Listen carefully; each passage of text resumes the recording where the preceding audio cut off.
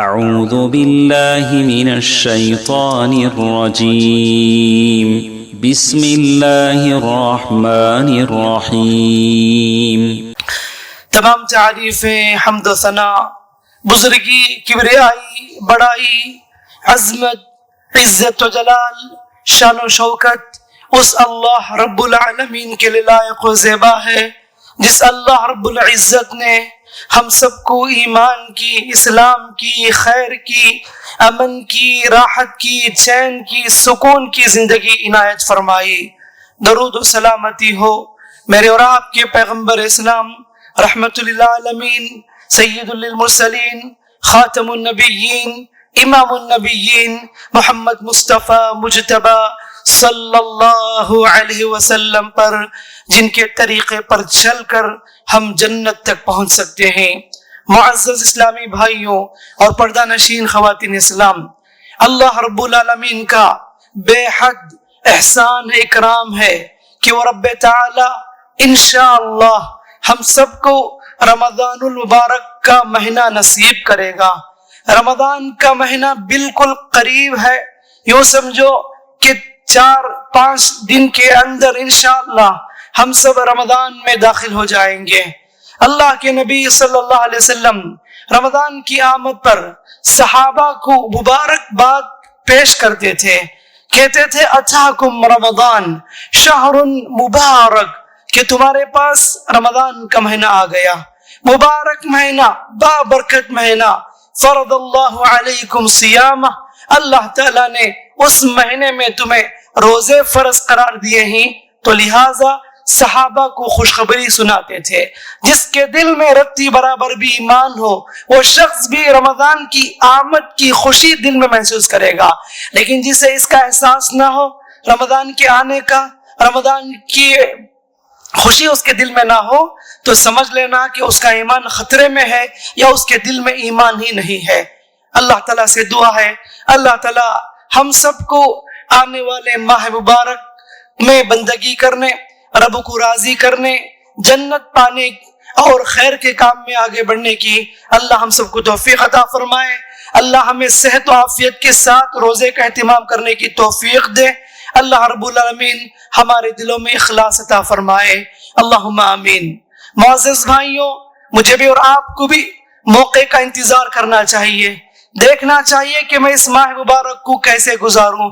اللہ رب العالمین اتنے کروڑوں، ملین، بلین لوگوں میں مجھے اور آپ کو رمضان نصیب کرتا ہے، ہم بڑے خوش نصیب ہیں۔ اللہ تبارک و تعالیٰ کے مخصوص بندوں کو ہی رمضان کا مہینہ نصیب ہوتا ہے، اس لیے کہ کتنے ایسے لوگ تھے جو سمجھتے تھے کہ رمضان کو پالیں گے، جو سمجھتے تھے کہ رمضان کو پا کر اللہ کی بندگی کریں گے، وہ سوچتے رہ گئے، خواب دیکھتے رہ گئے، لیکن دیکھتے ہی دیکھتے موت کے شکار ہو گئے اور وہ اللہ تعالیٰ کو پیارے ہو گئے۔ اللہ اتنے لوگوں میں مجھے اور آپ کو زمین کے پر زندہ رکھا ہے، الحمدللہ ثم الحمدللہ۔ یہ ماہ مبارک آنے والا ہے، اللہ ہمیں موقع دے رہا ہے، اللہ ہمیں ایک عظیم موقع عنایت کر رہا ہے تاکہ ہم اپنے گناہوں کو دھو لیں۔ جو لوگ رب سے دور ہیں وہ رب سے قریب ہو جائیں، جو اللہ تعالیٰ سے بغاوت کر رہے ہیں وہ توبہ کی طرف آگے بڑھیں، جو بے نمازی ہیں وہ نمازی بن جائیں، جو گناہ میں لت پت ہو چکے ہیں وہ گناہ کو پاک کر لیں۔ یہ سبحان اللہ، یہ سب اللہ تعالیٰ نے ہمیں موقع عنایت کیا ہے۔ میرے بھائیوں، جس طریقے سے تاجر، تجارت کرنے والا موقع دیکھتا ہے کب وہ انویسٹمنٹ کرے، کب وہ کیپٹل ڈالے، کس موسم میں، کس مہینے میں وہ بزنس کو امپروو کرے، اور اس سلسلے میں وہ بہت ساری چیزوں کو سیکریفائس کر دیتا ہے، کتنے شادیوں کو وہ اٹینڈ نہیں کرتا اور بھی بچوں کو ٹائم بھی نہیں دے پاتا اور سیر و تفریح کے لیے بھی نہیں جاتا۔ وہ موقع دیکھتا ہے، اسے معلوم ہے کہ اگر اس موقع کو میں چھوڑ دوں گا دوبارہ یہ مجھے اتنے پروفٹس نہیں ملیں گے، اس موقع کو غنیمت جان کر دن رات محنت کر کے بزنس کرتا ہے، اسے ڈیولپ کرتا ہے، ماشاءاللہ سے اسے بہت سارے منافع پروفٹس حاصل ہو جاتے ہیں۔ جس طریقے سے ایک کسان بارش کے موسم جب قریب آتے ہیں وہ ایسے نہیں بیٹھتا، وہ زمین کے لیے زمین کو کاشت کرنے کے لیے ہموار کرتا ہے، کھیتی باڑی کے لیے پانی کی ضرورت ہوتی ہے، اللہ اسے نصیب کرتا ہے، تو وہ اناج دھان وغیرہ اگانے کے لیے تیار بیٹھا رہتا ہے، اور بارش کے موسم آتے ہی وہ سمجھ جاتا ہے کہ ایک موقع ہے، اگر میں آج کھیتی باڑی نہیں کروں گا تو سال بھر مجھے بیکار ہی نقصان اٹھانا پڑے گا، تو وہ آگے بڑھ کر پوری طریقے سے تیار ہو جاتا ہے۔ میرے بھائیوں، میں بھی اور آپ بھی آخرت کی کھیتی کے لیے اس دنیا میں عمل کر رہے ہیں، آخرت میں نجات پانے کے لیے، آخرت میں پھل پانے کے لیے، آخرت میں اللہ تبارک و تعالیٰ کے نزدیک بہت عظیم اجر سے نوازے جانے کے لیے ہم اس دنیا میں عمل کر رہے ہیں۔ ان عمل کرنے میں رمضان ہمارے لیے ایک موقع ہے، ایک چانس ہے، جس نے اس کی قدر کی انشاءاللہ اللہ کے نزدیک و محبوب ہوگا، قیامت کے دن اجر عظیم سے نوازا جائے گا۔ اور جس نے اس ماہ مبارک کو پا کر بھی اس چانس کو غنیمت جانے بغیر بیکار کر دیا، اس سے بڑا بد نصیب کوئی اور نہیں۔ اللہ کے نبی صلی اللہ علیہ وسلم نے کہا کہ جو آدمی رمضان کو پائے اور اپنے گناہ کو نہ دھو لے، اس کی مغفرت نہ ہو، وہ آدمی خاک آلود ہو، برباد ہو، نامراد ہو۔ اس بد دعا پر جبریل علیہ السلام نے آمین کہی ہے۔ میرے بھائیوں، اللہ تبارک و تعالی زندگی میں مجھے اور آپ کو موقع دے رہا ہے سدھرنے کے لیے، بدلنے کے لیے، سنورنے کے لیے، رب سے قریب ہونے کے لیے۔ اللہ کہتا ہوں میں بھی اور آپ بھی اتنے گنہگار ہیں، اتنے پاپ کیے ہیں، کل کے دن اللہ کے پاس کیا جواب دیں گے؟ ان گناہوں کو دھونے کے لیے، ان گناہوں کو پاک کرنے کے لیے اللہ مجھے اور آپ کو ایک بہترین آفر عنایت کرنے والا ہے، وہ رمضان کی شکل میں۔ مجھے اور آپ کو تیار رہنا چاہیے، مجھے اور آپ کو اس موقع کی غنیمت جان کر کرامن کاتبین پتہ نہیں کیا کیا لکھے ہیں ہمارے دفتر میں، ان سب دفتر کو، اکاؤنٹ کو کلیئر کر لیں، پاک ہو جائیں اور اللہ تعالیٰ سے قریب ہو جائیں۔ رمضان جیسے ہی آتا ہے آسمان سے لے کر زمین تک تبدیلی، سبحان اللہ۔ اللہ کے نبی صلی اللہ علیہ وسلم فرمایا فتحت ابواب الجنہ، جنت کے دروازے کھول دیے جاتے ہیں اور جہنم کے دروازے بند کر دیے جاتے ہیں، اور سرکش شیاطین کو جکڑ دیا جاتا ہے۔ اس دنیا میں شیطان جنات ہم کو بہکاتے ہیں، دین سے دور کرتے ہیں، اللہ سے دور کرتے ہیں۔ اللہ تعالی رمضان کے مہینے میں مجھے اور آپ کو موقع عنایت کر رہا ہے اور شیاطین کو بند کر کے یہ موقع دے رہا ہے، اب دیکھ تیرے پاس کوئی رکاوٹ نہیں ہے، اب یہ تیرے بہترین موقع ہے، اور عمل کر لے، توبہ کر لے، معافی مانگ لے، استغفار کر لے۔ اللہ رب العزت اتنے انتظامات کرتا ہے، اور جیسے ہی رمضان شروع ہو جائے فرشتے اتر کر اعلان کرتے ہیں یا باغی الخیر اقبل، اے بھلائی میں آگے بڑھنے والے بھلائی کرتا جا، بھلائی میں آگے بڑھتا جا، ویا باغی الشر اقصر، اے گنہگار انسان کب تک گناہ کرے گا؟ دیکھو رمضان تیرے پاس آ گیا، رمضان تیرے پاس آ گیا، رمضان میں بھی تو گناہ کرے گا، کب گناہ کو چھوڑے گا؟ بس کر، رک جا، گناہ سے رک جا، دیکھ خیر کے دروازے تیرے لیے کھل گئے ہیں، اللہ تیرے لیے جنت کے دروازے کھول دیا ہے، خیر کے کام میں آگے بڑھ جا۔ یہی وجہ ہے اس فرشتے کے اعلان کی وجہ سے سبحان اللہ ہر ایک کے دل میں تبدیلی آ جاتی ہے، بے نمازی نمازی بن جاتے ہیں، جنہیں مسجد کا تا پتہ نہیں وہ پہلی صف میں آ کر کھڑے ہو جاتے ہیں، جو دین سے دور ہوتے وہ دین سے قریب ہو جاتے ہیں، جن کو فجر کی نماز کو اٹھنے کی توفیق نہیں ہوتی، ایسے لوگ ماشاءاللہ سے رمضان کے مہینے میں آسانی کے ساتھ فجر کو بیدار ہو جاتے ہیں۔ اللہ رب العالمین یہ سب مواقع اللہ رب العالمین فراہم کرتا ہے تاکہ بندے زیادہ سے زیادہ خیر کے کام کر لے۔ اتنا بڑا آفر ہے کہ چند منٹوں کی عبادت، چند گھنٹوں کی عبادت، چند سیکنڈوں کی عبادت سبحان اللہ سال کے برابر، ہفتے کے برابر، بلکہ اللہ تعالیٰ نے کہا لیلۃ القدر خیر من الف شہر، کہا کہ شب قدر کی عبادت 1000 مہینوں سے بہتر ہے، 1000 مہینوں سے بہتر ہے۔ میری اور آپ کی عمر کتنی ہے پتہ نہیں، اللہ حفاظت کرے، کتنے لوگ چلے گئے، کتنے لوگ جا رہے ہیں جن کے بارے میں تصور بھی نہیں کیا جا سکتا، اتنے جلدی وہ لوگ دنیا سے رخصت ہو جائیں گے، کتنی تیزی کے ساتھ موت انہیں شکار کر کے لے چلی گئی۔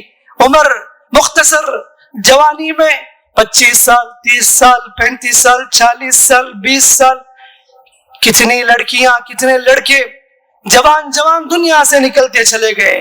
کتنی موت کی خبریں میں بھی اور آپ بھی واٹس ایپ کے ذریعے دیکھتے ہیں, اور کتنے جنازے میں شرکت کیے ہیں. مختصر زندگی میرے بھائیوں, زندگی مختصر ہو گئی, عمریں کم ہو گئی. وہ نہ عمر میں برکت رہی نہ دولت میں برکت رہی, زندگی مختصر رہ گئی. ایسے میں مختصر زندگی میں اتنا زیادہ اجر و ثواب کمانا ہے تو لیلۃ القدر ایک بہترین موقع ہے, رمضان ایک بہترین موقع ہے.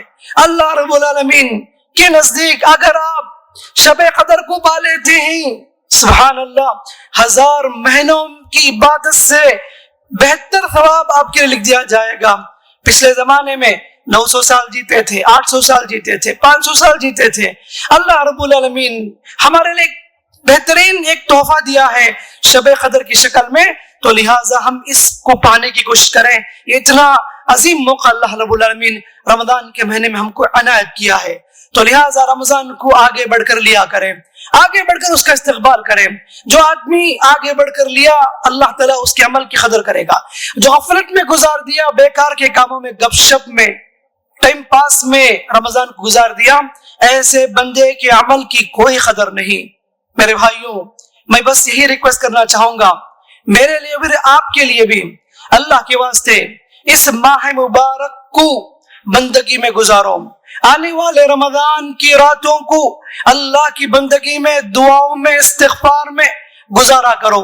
تہجد کی راتیں تمہاری ہونی چاہیے, سجدے میں اللہ رب العالمین سے گڑ گڑا کر عاجزی انکساری کے ساتھ, دل سے یقین کے ساتھ دعائیں مانگا کرو. سبحان اللہ, ایک ایک رات بھی بہت قیمتی ہے. اللہ کے نبی صلی اللہ علیہ وسلم فرمایا, وَلِلَّهِ عُتَقَاءُ مِنَ النَّارِ, اللہ رب العالمین لوگوں کو کثرت سے رمضان کی راتوں میں جہنم سے آزاد کرتا ہے. ایک رات نہیں, 2 رات نہیں, کہا کہ کل لیلہ, رمضان کی پوری رات اعلان ہو جاتا ہے کہ فلاں جنتی, فلاں جنتی, فلاں جنتی, اللہ آزاد کر دیتا ہے. اسی لیے ہم دعا کرتے ہیں رمضان کی راتوں میں, اللہم اعتق رقابنا من النار, اللہ تو ہمیں جہنم کی آگ سے آزاد کر دے, اللہ تو ہمیں جہنم کی آگ سے بچا لے. یہی دعا اپنے لیے بھی اور اپنے ماں باپ کے لیے بھی, بھائی بہنوں کے لیے بھی, پورے خاندان والوں کے لیے بھی, سب کے لیے بھی ایسی دعائیں ضرور مانگنی چاہیے. اللہ کے نبی فرماتے ہیں ہر رات اللہ رب العالمین رمضان کی راتوں میں لوگوں کو جہنم سے آزاد کرتا ہے. ہمارا جینا مرنا, یہاں پر آنا, دنیا میں عمل کرنا, وقت کھپانا, راتوں کی نیند قربان کرنا, ایک ہی مقصد ہے کہ رب راضی ہو کر جنت میں داخلہ دلا دے. اللہ راضی ہو کر ہم کو جنت میں اعلیٰ مقام پر فائز فرمائے, جہنم سے بچا لے, جہنم کی آگ سے ہماری حفاظت فرما لے. یہی مقصد ہے. تو جب ایسا ہمارا ٹارگٹ ہے تو مجھے اور آپ کو اس ماہ مبارک کی راتوں کو غنیمت جاننا چاہیے. اللہ تعالیٰ کو ہماری عبادت کی ضرورت نہیں ہے, ہم عمل کریں گے تو ہمارا فائدہ ہے, ہم خیر کے کام کریں گے تو ہمارا ہی فائدہ ہے. اللہ کے نبی صلی اللہ علیہ وسلم نے فرمایا, اے انسانوں, اول تا آخر پورے کے پورے نیک بن جاؤ, دیندار بن جاؤ, اللہ کے خزانے میں کوئی اضافہ ہونے والا نہیں. زمین کے پورے گنہگار بن جاؤ, گناہ پر گناہ کرتے رہو, ایک بھی نیک بندہ نہیں, پورے کے پورے گنہگار بن جائے تو بھی اللہ کے خزانے میں کوئی کمی نہیں ہے. اللہ تعالیٰ کو ہمارے عمل کی ضرورت نہیں, یہ عمل جو ہم کرتے ہیں ہمارے فائدے کے لیے ہے. یا ایھا الناس, یا ایھا الناس انتم الفقراء الی اللہ, اے لوگوں تم سب اللہ کے نزدیک فقیر ہو, محتاج ہو, غریب ہو, تم مسکین ہو, پائی کے محتاج ہو, سیکنڈ محتاج ہو. اللہ کی ذات وہ ذات ہے, اللہ وہ تعریف والا ہے, اللہ تعالیٰ وہ کبریائی والا ہے, اللہ وہ عظمت والا ہے, اللہ وہ قدیر ہے, اللہ وہ حکیم ہے, اللہ وہ جبار ہے. اللہ کے بارے میں اللہ نے کہا واللہ هو الغنی الحمید, اللہ بڑا ہی تعریفوں والا ہے, وہ بے نیاز ہے, وہ کسی کا محتاج نہیں. ہم سب اس کے محتاج ہیں, وہ اکیلا ہے, اسے کسی چیز کی ضرورت نہیں, نہ اسے اونگ آتی ہے, نہ اسے نیند آتی ہے, نہ اسے اولاد ہے, نہ اسے فیملی ہے. وہ اکیلا ہے, وہ اکیلا ہی پوری کائنات کو چلاتا ہے.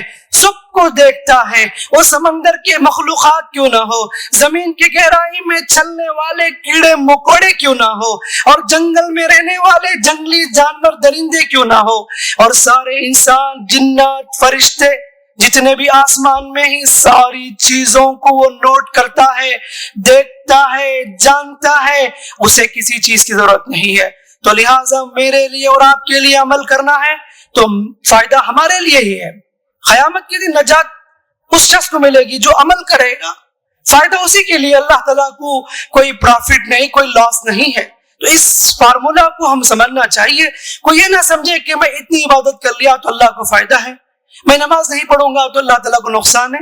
من عمل صالحا فلنفسہ, جو اچھے کام کرے گا اپنے فائدے کے لیے, ومن اساء فعلیہا, جو برائی کرے گا وہ اسی کے وبال وہ بھگتنے والا ہے. تو بہرحال بچانا مقصد یہ ہے کہ رمضان کو غنیمت جانیں, رب کو راضی کریں, قرآن کی تلاوت کریں, روزے کا اہتمام کریں.